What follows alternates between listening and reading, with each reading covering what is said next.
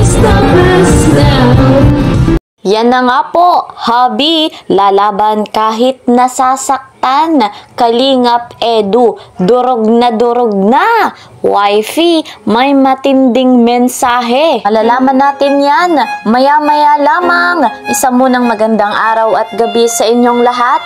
Saan mang sulok ng mundo, mega love shoutout po sa lahat ng ka-member ko sa Karepa, Kalingap, Reactor, Partner, mga OFW, subscribers, listeners, mga silent viewers dyan. Mega love shoutout po sa inyong lahat. Eto guys, mga Kalingap, ang nakakaiyak na pangyayari sa love team na EDSI. Talagang sumabog na nga po si Kalingap Edu. Bago po tayo tuluyang magpatuloy, ay lagi ko namang nire-rekomenda sa inyo na suportahan natin si Kuya Val Santos Matubang at Kalingap Rob. Kasama po ng kanilang may bahay, Ate Edna Vlogs and Jackie Tapia.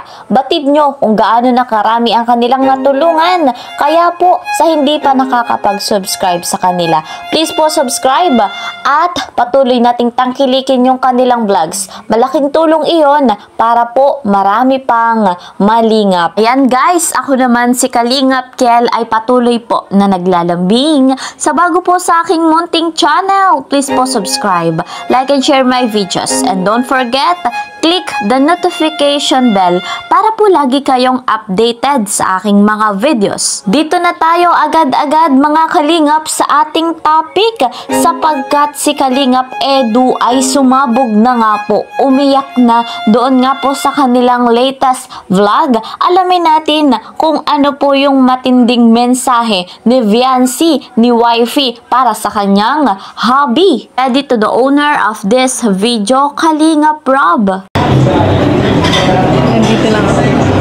Nandito lang ako palagi sa tabi. Ang dami na natin pinagdaanan eh. Ngayon pa ba sa suga?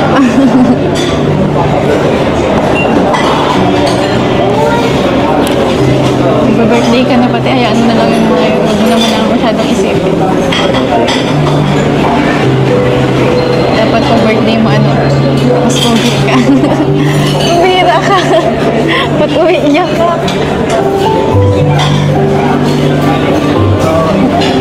Wala kayo. Tama na kasi.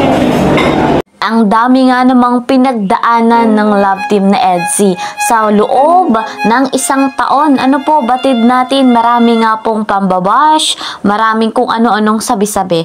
Ngunit, nananatili silang matatag. At eto po si Viancy, ngayon pa ba susuko? Sabi niya, 'di ba? Ngayon pa ba? Ngayong marami na silang pinagdaanan, Kaya kapit lamang. Be strong, EDSI.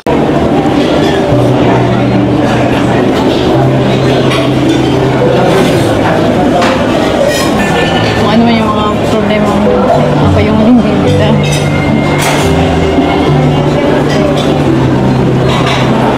Umiyak ko na. Umiyak para kang bata. Ay, sila akong mas nakakilala sa'yo.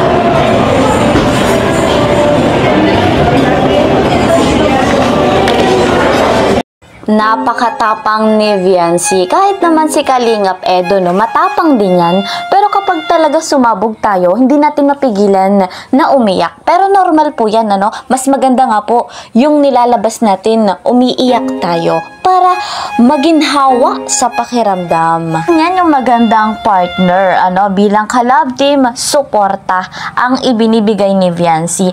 Dahil ganun din naman si Kalingap Edu. Kapag kailangan ni Viancy, na andyan po si Papa Eds. At ngayong kailangan nga po ni Kalingap Edu si Viancy. Ayan na, andyan yung kanyang suporta, kanyang pag-alalay para mas lalo pang maging matatag ang love team na EDSI. Sensya ka na ha. Medyo emotional ako. Dito lang, medyo binaya.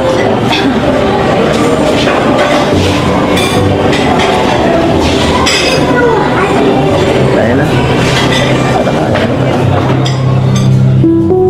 Humingi nga po ng pasensya si Papa Eds kay Viancy dahil nga naman naging emotional siya. Okay lang yun. Kahit umiyak pa siya dyan ng todo, okay lang yun kay Viancy. Kasi normal talaga, no? Gaya nga po ng sinabi ko kanina, yung pag-iyak ay normal. Hanggang sa mailabas mo, yung sama ng loob mo, yung sakit na nararamdaman mo dyan sa loob mo, ilabas mo. Para hindi ka magkaroon ng problema, baka mamaya ma-depress, diba? Yun yung kahihinatnan kapag hindi mo nilabas. Kaya tama yan si Papa Eds, ano? Normal yan. Pansin nyo po mga kalingap, si Viancy, napaka-matured mag-isip. Kahit medyo tumatawa siya kapag nagsasalita, pansin natin yung pagiging matured niya, di ba? Banggit nga din po dyan ni Bibi Viancy na kapag meron nga daw pong problema pa si Kalingap Edu, lapitan niya lamang daw po itong si Viancy.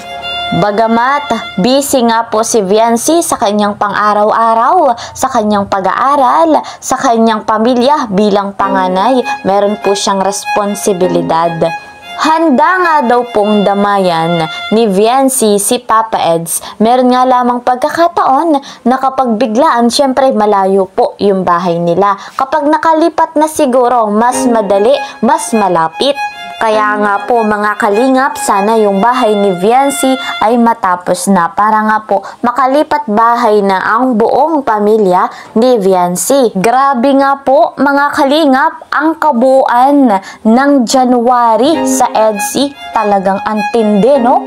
Talagang wala pa sa kalahating taon, unang buwan pa lang ng 2025 ang bagsik. Piruin yung mga kalingap, yung mga basher na yon napaiyak si Papa Eds, pero hindi ibig sabihin nga po kapag umiyak talo, hindi po ganon.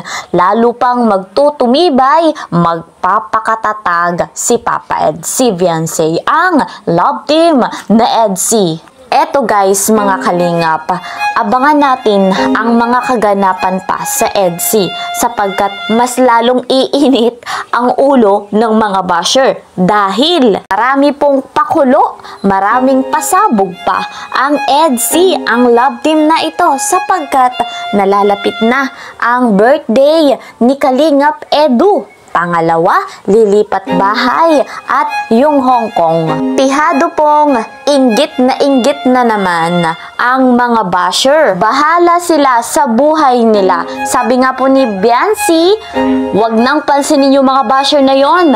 Matatapos din ang issue na yon. Stay strong, EDSI forever love. Ayan, hanggang dito na lamang po muna ang ating update. See you po sa next video. Ingat po kayo palagi. Bye-bye!